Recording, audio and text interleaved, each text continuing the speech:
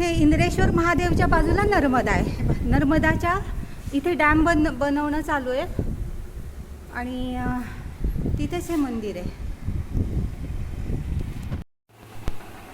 हे इंद्रवर्ण गाव आहे.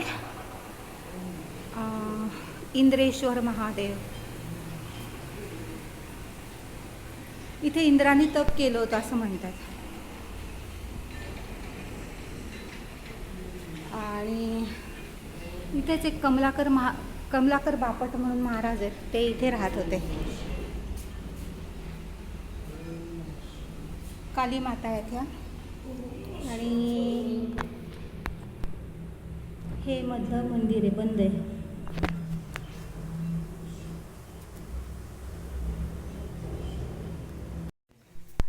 हा यशोमण आहे आणि ही नर्मदा आणि हे कुंभेश्वर स्थान आहे. आणि याने काय खूप छान माहिती सांगितली. हे 150 वर्षापासून आहे इथे. आणि जगन्नाथ कुंटे आले इथे येऊन गेले होते त्यावेळी ह्याचा जन्मही झाला नव्हता. आता 11वीला आहे, 11वी सायन्स.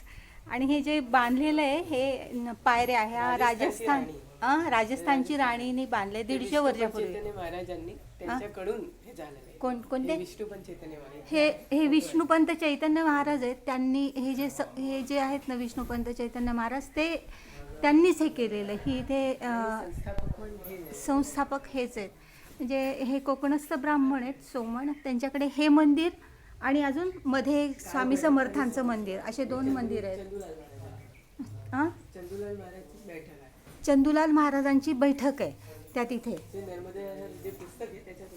हां, नर्मदे हरमध्ये, बरोबर. जगन्नाथ कुंटेंचं ते इथे येऊन गेलेले आहेत. आणि हे देवी कोणतं? नर्मदा मैया आहे इथे. हां, बरं बरंच वाटलं एकदम. नर्मदा मैया आहे आणि याची सेवा हे 150 वर्ष झाली आता. मंदिराचं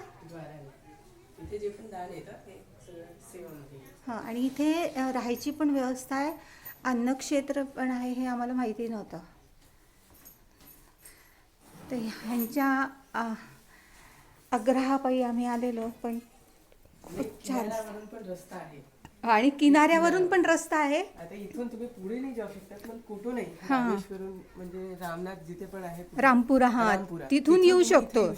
तिथून या स्थानावर इथे किनाऱ्यावरून रस्ता नाही. हा, इथून पुढे किनाऱ्यावरून रस्ता नाही, परंतु तिकडून इकडे किनाऱ्यापर्यंत रस्ता आहे. खूप छान रस्ता किनाऱ्यावर. आम्हाला ना रामपूर लवकर येतो. परंतु आमचं कसं झालं माहितीये का, आम्ही तर रामपुराचा रस्ता पाहिला, आम्हाला इतका त्रास झाला. सगळे तीर्थस्थान पण लागेल तुम्हाला किनाऱ्यावरून. हा, पाठीमागे वांद्रेश्वर आहे, त्याच्या मागे अजून एक आश्रम आहे, वरुणेश्वर महादेव तिथे पाठीमागे आहे. रामेश्वर लक्ष्मणेश्वर मंदिर या भागात. हा, रामेश्वर लक्ष्मणेश्वर मंदिर. याच्या पुढे तुम्हाला जीवरपाटी गाव आहे. जीवरपाटी गाव, त्याचं नाव कुंभेश्वर आणि जीवरपाटी गाव मध्ये वर्णन आहे. हो. आणि त्याच्या पुढे रुंड चौक आहे, रुंड गाव. हा, तिथून संगम आहे, नर्मदा आणि अजून एक नदी आहे, काय कर्जन नदी. नर्मदा आणि कर्जन नदी जी आहे